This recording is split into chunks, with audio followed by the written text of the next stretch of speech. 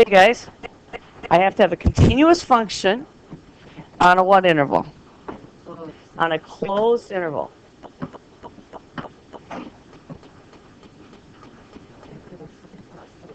Then what happens? If I have met that condition, then what has to happen? Julian, do you know? What has to happen? Then f of x must have what? This is a guarantee. Absolutely certain it has a maximum right. Must have both a maximum and a minimum. Yes. Then it's all the points. It's kind of a trivial, what they call a trivial case. Okay, David, question? Okay. They won't give you that, they'll give you a curve. If you have a continuous function on a closed interval, and they're asking you to find the maximum, like how far to the right, or minimum, how far to the left, you know that you'll be able to find one if it's continuous on a closed interval very easily. You have to find the critical points. What are the critical points? Here's the first thing you look for. Then you find the critical points. Where are they? What? F prime equals 0. And endpoints. And one other place. F prime does not exist.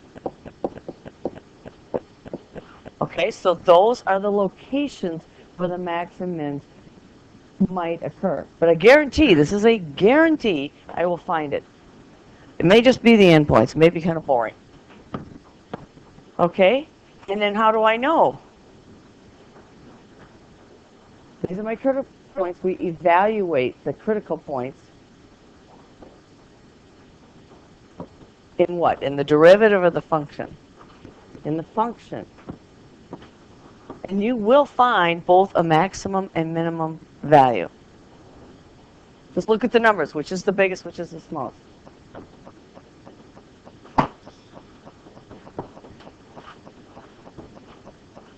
Because on the exam, anytime they ask you to find a maximum, they are talking about the absolute. They have to say relative or local. And what we're going to do today is use a first derivative test to find local max and mins. Could be an absolute. But if I don't have a closed interval and it's not continuous, if I do not have a closed interval or I don't have a continuous function, then there's no guarantee. I don't know if my max or min, my relative one, is the absolute one or not. Then I have to graph, or I have to know something about the graph. Okay, so what if we don't have a closed interval or a continuous function? How are we going to determine if the function ever achieves a maximum or minimum value? Will there be any guarantees? No. We're going to do a first derivative test. And I kind of introduced that to you yesterday. I said, we're going to preview a little bit of where we're going with this. So there's two things today. We're going to do the first derivative test, and we're going to talk about concavity. You might know what it is. Well, that's unfortunate. I didn't say the goals. Let's put the goals in. Okay, the goals. First derivative test. This one's kind of messed up. We need to rewrite this one. Sorry. And inflection points and concavity. And then tomorrow we'll do the second derivative test. And they can force you to use the second derivative test. They have ways to do it. I'll have to find the problems. Keep in mind that all the multiple choice problems are online with all the solutions. So if you want to start studying for your final, you don't have to, but we will have no time in class to be doing it. We have to finish chapter 4. I have packets of materials for you, yes. We'll give you one today, which is just notes for you to take notes on, and then we'll give you some practice problems. Okay. Now, the first derivative test holds words. It's simpler than that. Okay? Now, remember, if I have a maximum here, and this is my C value, my critical point. And if my derivative is 0 there, I like to write that in if I remember to. I'm not going to use all those words. I'm just going to show you what happens. F prime. So I find some place where the derivative is 0. If it's a maximum, which that is, what's going to happen to the f prime? What's true about your derivative here? Derivative is positive, which means f of x is increasing. Remember that from yesterday? And then it becomes what? It becomes negative, which means f of x decreases. And so we will have a local max when? What happens to the derivative? F prime changes from what? Positive to negative. That's all you have to write. But you can use the sign graph, but you can be really short on how you write it. The derivative will change from plus to minus. And I don't memorize it. I just look at that and I say, here's my maximum. You know, what's true about the derivative here? It's positive. What's true about the derivative there? It's negative. Or if I know that that's positive, let's reverse it. Let's do the minimum one. What if my derivative here is negative and this is positive and that's 0? If it's undefined, then I'm going to have a sharp corner or vertical tangent. So what happens here? Because what happens if my derivative, I wanted a different color than that. If my derivative is negative, what's true about my function? It's decreasing, so it would look like this, right? And then it would 0 out, and it's going to have to be smooth, and then it's going to increase. So this is a local minimum. I did. They're both black. This one's thinner, I believe. So f prime goes from negative to positive for a local minimum. That's the first derivative test. That's all there is. Yeah, we have to do a problem. So you know how to do the homework. And we'll do answers, questions on homework. Okay.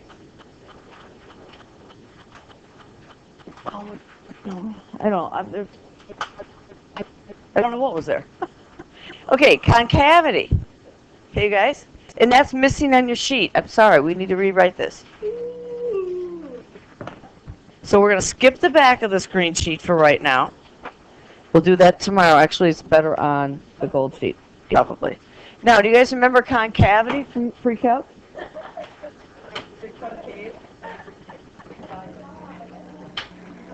Never seen a dog, huh?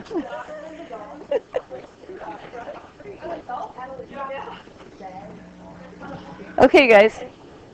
Guys, do you remember this? This is concave what? You guys learned this last year? No? This is concave up, like a cup. The concave is the curve here. There we go. Yeah, that's nothing to do with this.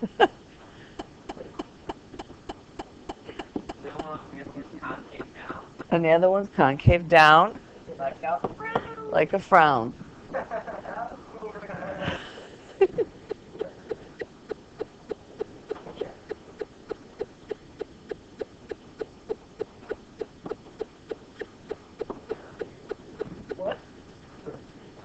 Okay? Okay, guys? My university students, they like to say concave up like a duck. I know. You know, a duck's back is kind of curved. So that was their deal. They were kind of strange, but whatever. Okay, let's look at the derivative of the concavity. What's true about the first derivative here? There's two ways we're going to write this. I prefer the second, but you will see both. You may use either one on the exam. What is happening to the number of on the slope here? It's negative. It's negative. Is it getting smaller or is it getting bigger? Okay, so f prime is increasing. If you know that f prime is increasing, then I know that my function's concave up. If, what's true about here? The slope is what? It's decreasing. It's going from positive to negative. Is decreasing. Then it's concave down. My preference is actually to go right to the second derivative. Okay, Grant? Yeah. And if this is concave up, you're happy, right? So that's right. F double prime is positive, it's concave up. That's my preference for tests.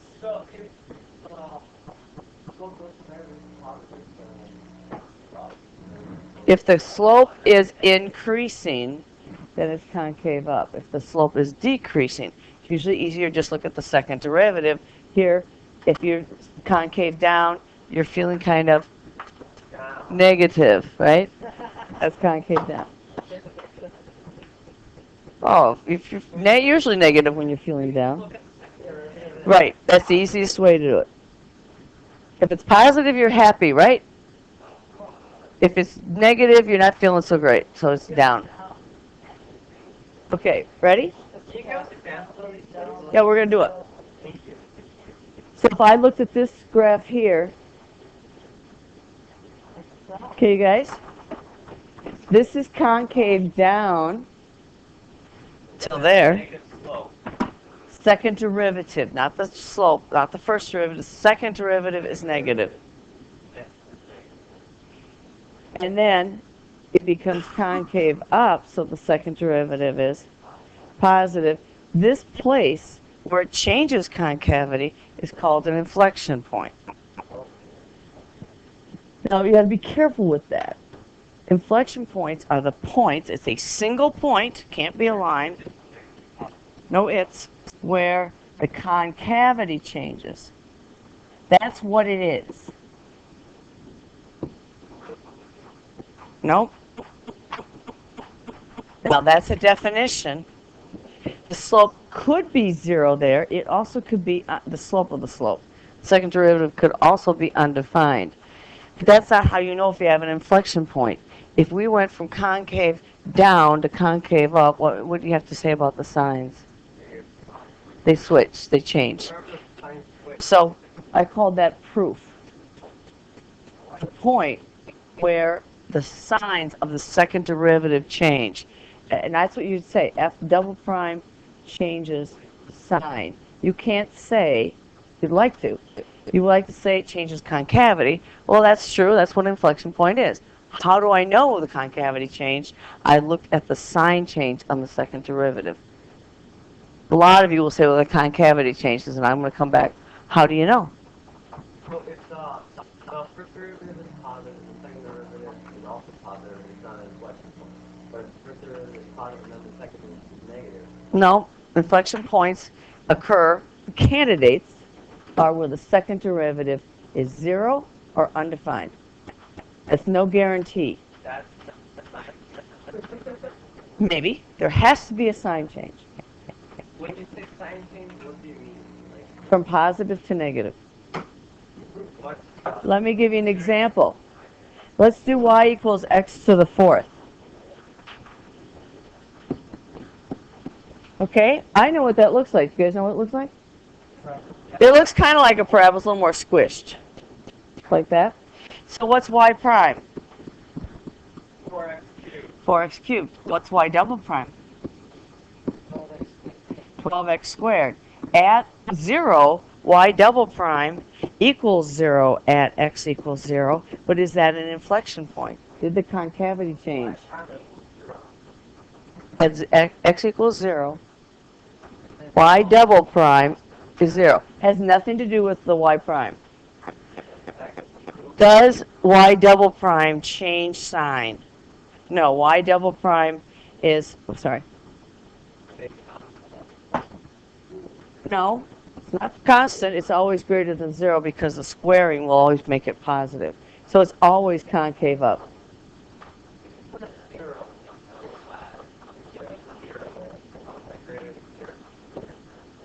everywhere on the other sides, though. You're talking about the sides. So if I did a second derivative graph. Here's the 0, which is 0. Second derivative is positive on that side and positive on that side. Yep. Okay? So you have to have a sign change to have an inflection point. There are no inflection points. It has nothing to do with the critical points in the first derivative. So anywhere where the slope is Not slope. Second derivative changes sign. Slope is the first derivative, isn't it? So does it matter?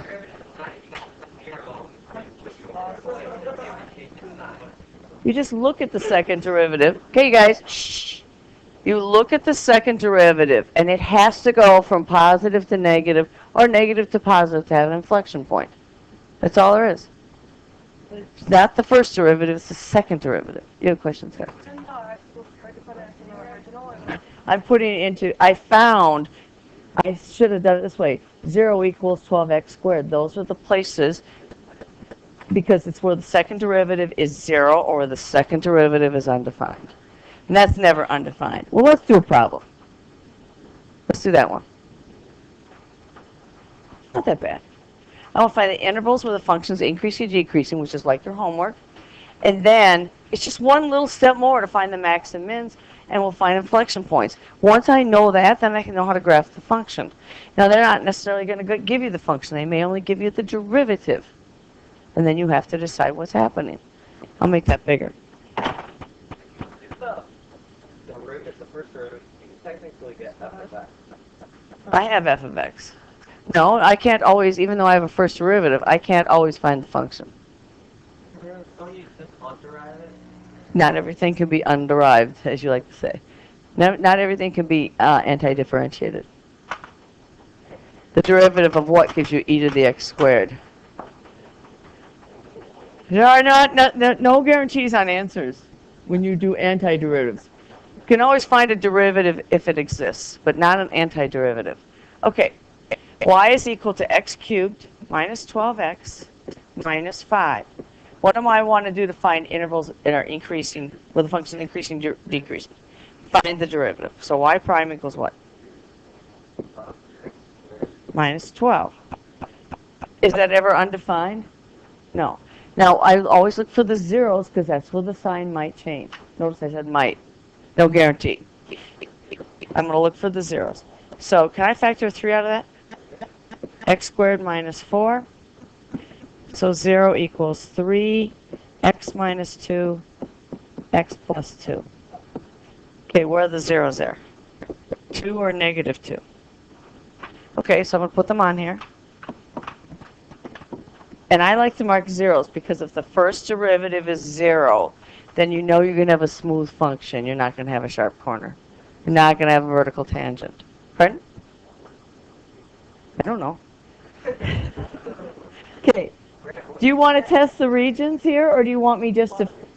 You guys? Do you want me to test the regions, or do you want me just to say, hey, that's a parabola. I know what it looks like. Test the regions. What's the easiest point I can test? 0. So if I put 0 in right here, I'm going to get a negative times a positive, so that'll be negative. And if I take something way to the right, like 100, they're both positive, right? And if I take negative 100, they're both negative, so it's positive. But you know, I knew that was a parabola. So I know that. You can do it either way. So where is this increasing? Negative infinity to negative 2. And the second derivative we always leave open, so we're going to leave the first derivative open as well. Where else is it increasing? 2 to infinity. We're always going to leave them open. Nobody has come to agreement on whether or not we get to include the 2 and negative 2. Some books do, some books don't. So they're not going to mark it wrong. But the second derivative is always open. So if we make them all always open, then we won't have an issue. Safest thing. Where's it decreasing? Negative 2 to 2. Well, you know what? I've got enough information, Ricardo, to draw the graph of this right now. Because now here's my function. I'm going to draw it in green. What's my function doing? It's increasing, right? Yeah. Then it's going to stop. And then it's going to decrease. And then it's going to increase again. You know? Well, I knew that it was a cubic, right? I knew what cubics look like. Now, the only thing that's going to happen is it could be shifted up here, shifted down there. I don't really care where it is. It still has the same graph, same shape. We're going to get to inflection points. How do I know? Do we have a relative max? What is this, you guys? It's a max, isn't it? How do I know? Because f prime does what? Goes from plus to minus. What about this one? Because f prime goes from negative to positive. The sign chart that I have here in my little graph is not good enough. Wish it were. The critical points are where the derivative is 0 or undefined. Now we don't have endpoints, so we have to drop those out. So this is B. How would I get the y values? I would find f of 2 and f of negative 2. Right here. Right. There was no guarantee, though. It turns out we got both. Now look at this picture. Is there an absolute maximum? No, these go forever. Is there an absolute minimum? Just local. There's no guarantee. You have to look at the picture to decide. If the first derivative is 0, you really don't need the second derivative, but it did ask me where the inflection points were. So I'm going to have to. Now, inflection points where the concavity changes. Looks like it's right in there someplace, right? So let's find it. So let's do C. How do you find the inflection points? You look at the second derivative. So what's y double prime equal to? 6x. And inflection points can occur where the derivative is 0 or undefined. So my second derivative is 0 when x equals what? 0. How do I know that's an inflection point? That's not good enough. Don't tell me the concavity changes. Here's my line. Here's f double prime. And at 0, it's 0, right? Now, there it is. If I'm to the left of 0, a negative number, is that positive or negative? Negative. And if I'm to the right, so it's concave down, concave up. You're going to be given some of these graphs, and you're going to have to figure out how to draw the function without knowing what the function is. Okay? At x equals 0, we do have an inflection point. Why? Because f double prime changes sign. I can't emphasize that enough. So when it changes sign from 0 at x equals 0, It's 0. Yeah, that's the inflection point at x equals 0. That's not too bad, is it? First derivative tells you max mins. Second derivative can also do that, but we're going to do that tomorrow. So when you look at the assignment, we can do problem 1 together. We did in the other class. It says use the first derivative test to determine local extreme values and identify any absolute ones. So let's do number 1.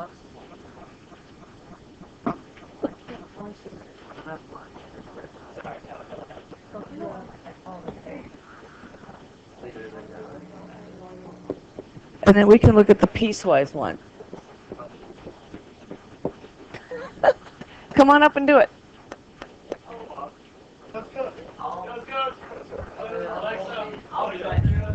If I had the stylus, you could do it on the iPad. You can come up and do it? Okay, I just want to find out where it's increasing, decreasing, max mins. So you can take whatever you want. increasing, where it's increasing and decreasing? Yeah. Did I copy it right? Yeah. Okay. So finding the first thing. So you got to find your derivative. Oh, okay. Yeah. All right. You don't know his name? No, I don't know. I don't know his class. We can play the name game. We should play the name. Ryan. Not right now. Okay. 2x minus. Then that's So it's 0 where? x. 1 half. Okay, is everybody okay with that? Where you find the 0. Now I draw a line graph. It's not necessary, but you really should. And label it as 0 above it. Right at the 1/2. That's 0. And this is f prime or y prime. Okay. Now you have to decide, is it positive or negative on each side? So, 100 is positive, 100 is negative. So what's that tell you?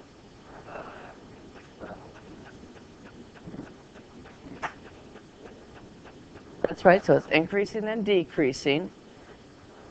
If we knew it was a parabola, right? Pretend we didn't know that. So is that a max or min? Right? It's a local minimum at x equals 1/2. And how do you know?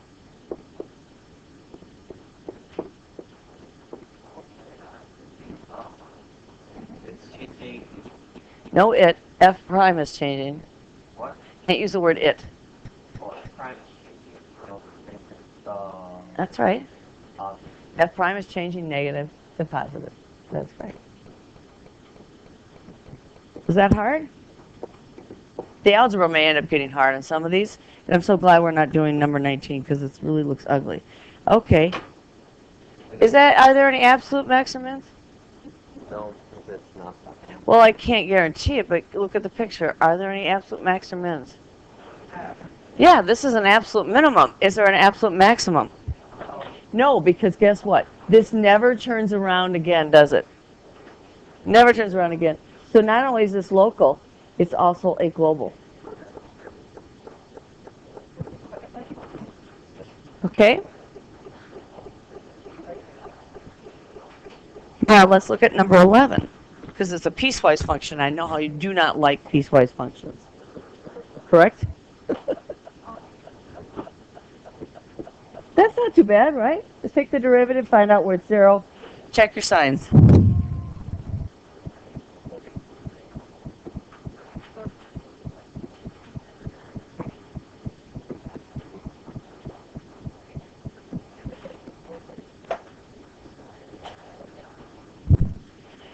Okay, I'm supposed to use the concavity test to determine whether the intervals are concave up or concave down. So I really don't have to do much with this, but my curiosity is that continuous? No, because what is, 2x is continuous, 2 minus x squared is continuous, but where's the issue at x equals what? 1. So what's f of 1? It's 2 minus 1, which is 1. And on the other side, I can't do f of 1, but I can take the limit of 2x as x approaches 1 from the left, and that's equal to 2. So the function at that value does not equal the limit at that point. So I could graph this if you wanted to see it. And somebody in the other class said, well, why would you do the calculus? Because I'm required to do the calculus. Okay, guys. Shh. You want to graph this really quickly? You know what? Graphing this is easy. Grant, shh. Put that away, please. We're doing this. This is a homework problem. Guys, we'd be done. Grant, shh. Like if x is close to 1, y is close to 2. When x is 0, y is 0. So it looks like that on the left side. What about the right side? It's a parabola. So when x is equal to 1, we have a 1 here. And then when x is equal to 2, we drop down to negative 4. So it looks like that. Negative 2, I mean. Yeah, because negative x squared. Okay, so it's not continuous, but can I find the concavity? I just substituted 2 in there. 2 minus 4 is negative 2.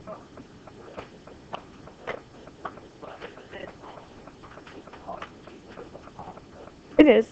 It is up there. It'd be right up here, right? We are only graphing for x greater than 1. Okay, let's do the first derivative. So, because I can't get to the second derivative without that. What's the first derivative? 2 for x less than 1. X greater than or equal to 1. I'm going to take the derivative, negative 2x. What is the slope? You can look at your picture. What is the slope to the left of 1? Grant? And what's the slope to the right of 1? To the left, it's 2. To the right, it's negative 2. Substitute in 1 there. It's negative 2. So there, it's not differentiable. But it's not differentiable because it's not continuous, remember? Okay? And the last one is the second derivative. So the second derivative, Negative 2. well, what's the slope of 2? It's 0. Now, if the slope is 0, do we have any concavity?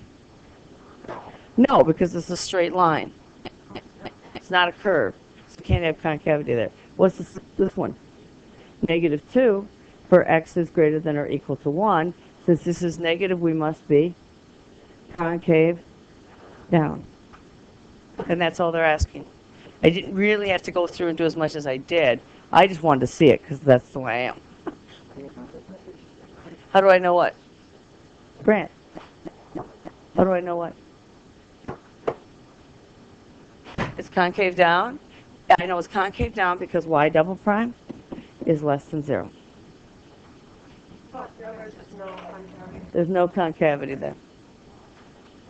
This really tells you almost nothing. There's no concavity if it's a straight line. Is that okay? You have to have a curve. You're going to move in about 2 seconds. Okay. Are there questions on homework for today? Number 5. This is section 4.2, number 5.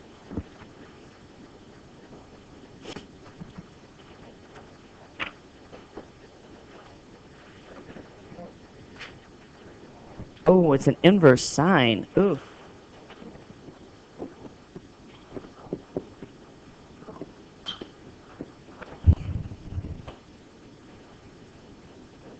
This is the mean value theorem. And the mean value theorem just says, Grant, what does the mean value theorem say? Watch the videos. That if you take a curve like this and you draw the secant line, someplace in between there, the slope of the tangent equals the slope of the secant. That's the mean value theorem.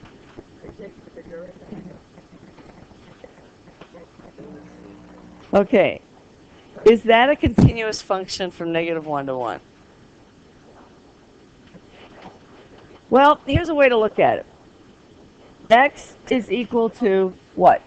The sine of y. Right? Okay, guys? X is equal, 1 equals the sine of y. Is that okay? Sine of what angle gives you 1? Yeah, that's right, 90. Okay, negative 1 is equal to the sine of y. That will be 3 pi over 2, or 270 degrees. Okay, so this looks like it's continuous. It's definitely a closed interval. Let's try it. If you think of what the sine function looks like, it's this. So it's inverse sine. Looks something, I'm not very good at drawing these. Looks like this. It's close enough. It's continuous. Draw it on your graphing calculator. I can put it on my my Inspire. It's much nicer. Okay, so what's f of b minus f of a? It's inverse sine of 1 minus inverse sine of negative 1. I actually already kind of did that. All over 1 minus a minus 1. And what's the derivative of inverse sine? Oh, do we remember? 1 over the square root of 1 minus x squared. You have to memorize that. So what is, this is the square root of 1 minus x squared. What's inverse sine of 1? That's just saying the sine of what angle gives me 1. That's what? Pi over, radians. Pi over 2. Minus, what's the inverse sine? What angle gives me a sine of negative 1? 3 pi over 2, right? Some of you are saying, oh, I don't want those pi's there, but we're kind of stuck. And what happens when I add those? I get negative 2 pi over 2, which is what? negative pi. And then what are we going to do? It's a proportion. Cross, multiply. So I get 2 equals negative pi times the square root of 1 minus x squared. And I want to isolate that square root before I do any squaring. It's 1/2 pi minus 3 pi over 2. Oh, I forgot the derivative, didn't I? Whoops. Yeah, I did. It's okay. No credit. The AP. No credit. But right now the question is this. What does this give you? What are you writing right now? I'm just doing the arithmetic. I forgot to do the derivative. Oh, So we're going to cross all this out. This is wrong. But let's still do this arithmetic, because that was what the question was right now. It's pi. It's 1/2 minus 3/2. What is that? It's pi times negative 2 over 2. So it's negative pi. negative pi equals So the slope, f of b minus f of a over b minus a is equal to, that's negative pi, and in the denominator we have a 2. Now I have to do the derivative of that ugly looking thing. No, that was a derivative. Don't be confused. oh god. Yeah, I don't want to do the derivative of that, but anyway. So this is equal to 1 over the square root of 1 minus x squared. Okay, so let's pop. I was right. I don't know why you guys told me I was wrong. Found the sine, inverse sine of it. I just want to know if this is continuous. This is what this means. The sine of what angle gives me x. Okay, so These are my x's. Yeah. so technically it was one. It's inverse sine of 1 equals y. I don't like the way it's written. Which means Sine of y equals 1. it's the derivative of I think 1 over the square root of 1 minus x squared. 1 minus x. I did that. The x is 1. Those are the endpoints. Okay, 1 over x. We have to find x. So we're going to cross multiply. Okay, shh. You guys, cross multiply, I wasn't wrong, equals minus pi square root of 1 minus x squared. This is not pretty. Divide by what? Minus pi, right? Oh, we might have another problem here. So I get minus 2 over pi equals the square root of 1 minus x squared. Can the square root be negative? Huh? What? Unless I made a sign error. I bet I did back here when I did the subtraction. Did I not keep them in the right order? Inverse sine of 1 is pi over 2. That's 3 pi over 2. Oh! I made a big error. What's the inverse sine of negative 1? I can't use 3 pi over 2. Inverse sine is negative 1. I can't use 3 pi over 2. Why? It's not in the domain. So what is that? This is pi over 2 minus, and what is it going the other direction then? Negative pi over 2. I knew I had that. Why did I know I made a mistake? Because what's true right here? Square roots can't be negative, correct? Square roots cannot be negative. And I have a continuous function on a closed interval. Mean value theorem has to apply. So I had to have made a mistake. What does this end up giving you? It ends up giving you pi, right? So instead of my minus pi, I should have had a pi. So there is no negative sign here. Well, that's no problem. We just switch the sides. It's still pi over 2. Now, how do you get rid of the square root? Square both sides. So like I said, it's ugly. I don't like it. Do you like it? What's the left side going to give me? 4 over pi squared equals 1 minus x squared. So then I'm going to subtract 1, or should I, how do you want to do it? You've got to get x squared by itself. Can't factor it. It's not 0. subtract 1, okay, minus 1 is equal to minus x squared. So what if I have a positive x squared? Then this would change, right? Oh, so what's x equal to?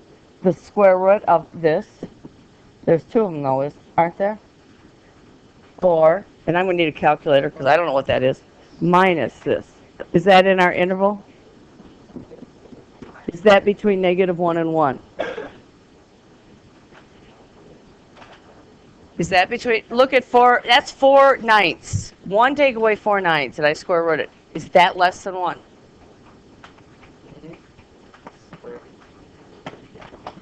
What do you mean square everything in there? I did square it. That would be like. Should we start it over? Good time, I think. Oh, yeah. Y equals inverse sine of x. The error I made, the derivative is this. The error I made was evaluating when I put in 1 is equal to inverse sine of x. That's fine, because that means, means the sine of, I'm sorry, I put the 1 in the wrong place now, and I got that all messed up. You have y equals inverse sine of x, so y equals inverse sine of 1, which means the sine of what angle is equal to 1? What angle would that be?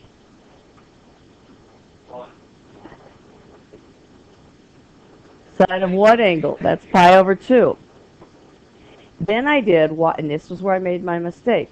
The sine of what angle gives me negative 1. I went over here, but I'm not allowed to do that. I forgot about my restriction here.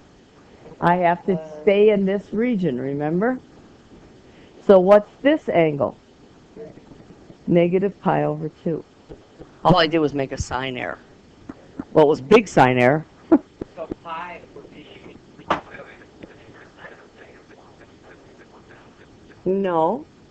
This is the sine of what angle gives you negative 1. Negative pi over 2. Yeah. Not, and you. I wanted to do 3 pi over 2, which is why I got a negative answer. And things were all messed up after that. So here's my derivative. And then I have to subtract these. So I have pi over 2 minus a negative pi over 2 divided by 1 minus a negative 1. What does the numerator give you? That gives you just a pi, doesn't it? The rest of it's fine. Then I cross multiplied. Pi over 2 equals the derivative? Yep. And the rest of this is algebra. I divided by pi. So 2 over pi equals the square root of 1 minus x squared. Now how do you get rid of the square root? You square. My problem was I had a negative there, and square roots cannot be negative. Oops. So that's 4 over pi squared. That's like 4/9. You know, it's small. Equals 1 minus x squared, and then we solve for x. So we subtracted 1 is equal to minus x squared. What's a positive x squared then? It's minus 4 over pi squared plus 1. And then we square rooted it, and we get absolute value. Well, I want to write it this way. Is this number less than 1 or bigger than 1? Less, because this is smaller than 1 inside here. If you square a number smaller than 1, it stays smaller than 1, is equal to the absolute value of x. So x is equal to the positive one of these. You get your calculator out. If you don't, it's between 1 and negative 1. It has to be. But so is this one. So we do have 2 places. Because the square root of x squared is not x. It's the absolute value of x. There are 2 numbers you can square to get this. I could square this positive one, or I could square the negative one. And that was just ugly algebraically at the end, if you don't mess it up in the beginning. That's not an easy problem, because the numbers are so nasty. Other ones. Grant, have you done your homework? So the answer is No. that X equals. Why do you only ask me? Why don't you ask everybody else? Because you haven't even taken notes out. Everybody else has their stuff out. I took notes. Cole, have you done your homework? Cole, have you done your homework? Okay, what other ones? 43. What about 40? Yeah, I know. Don't just ask me. They all have their notes out. Sarah, have you done your homework? See? Okay. I don't think this has anything to do with this section. Free fall. The moon acceleration to gravity is 1.6 meters per second squared.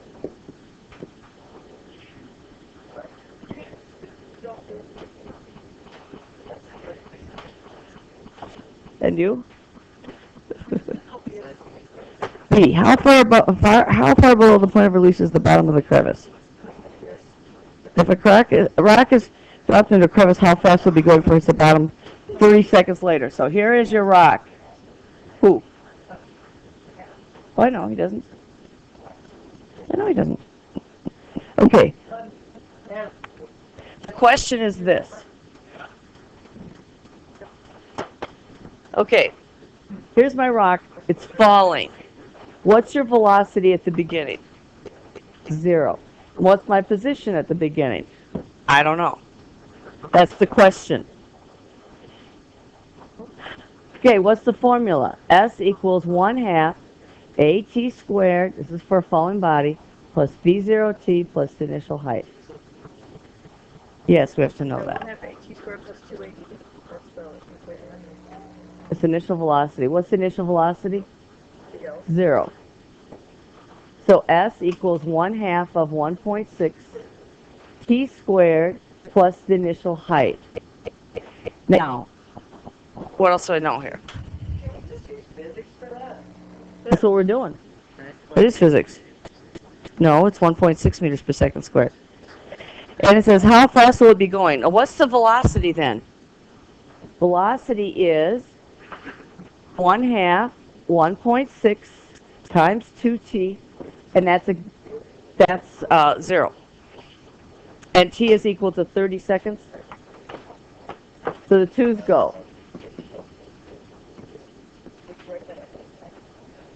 Now, does it hit the bottom here? Yes, it hits the bottom. So what's your velocity at the bottom? 30 times that. 4.8. Okay? All right, what am I going to do next? I want to know this.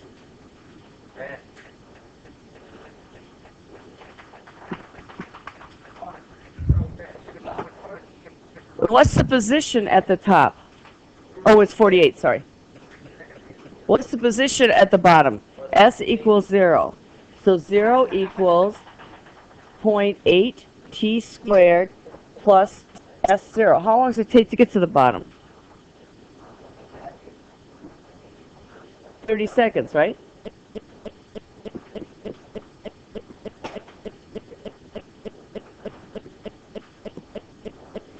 Sorry, that should have been a negative because it's negative 1/2. This should have been a negative here. I don't know what that is. I mean, I don't care what it is. It's just that number. 720 feet or meters? Ah, it's too low on the board. Okay, C. Instead of being released from the rest, the rock is thrown with an initial velocity of 4 meters per second. When will it hit the bottom and how fast will it be going? So guess what? You got to take this formula right up here. So S equals negative 0.8 t squared. Thought I got it. Minus what? 4 meters per second. So minus 4t plus the initial height. And it says, okay guys, it says, when will it hit the bottom? Guess what you have to do? S equals 0. That's when I get my calculator out and use my quadratic formula program. It probably can be factored. Once you know the t, then your velocity is equal to at plus your initial velocity. So it's going to be negative 1.6 t, which is, that's going to be initial velocity was plus 4. So this t, when you solve for it, will go in there. You're only going to take the positive t value, though. So it's a little physics. Has nothing to do with this section. It's just review. Yes. But make sure you do the standardized test questions. They talk about the mean value theorem. Okay. Ryan, you should go sit down first. Yeah, right. Do your homework. Dude. Oh. Go sit down. Where's Adam? Playing with my iPad. Okay, time to go. He was so out of context there, I didn't know where he was.